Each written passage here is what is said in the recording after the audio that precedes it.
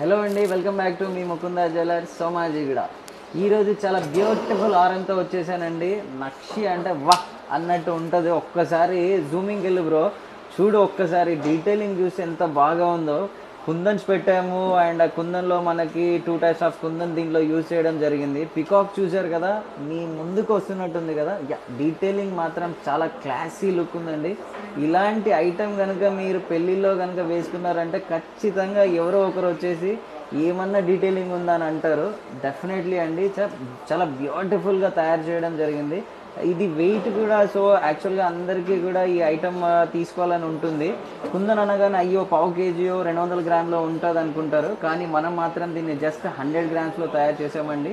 ఇలాంటి కుందన్ ఐటమ్స్ కన్నా మీకు కావాలనుకుంటే ఇలాంటి బోల్డ్ ఐటమ్ మా ఇన్స్టా పేజ్లో మేము ఆల్రెడీ పెట్టున్నాము.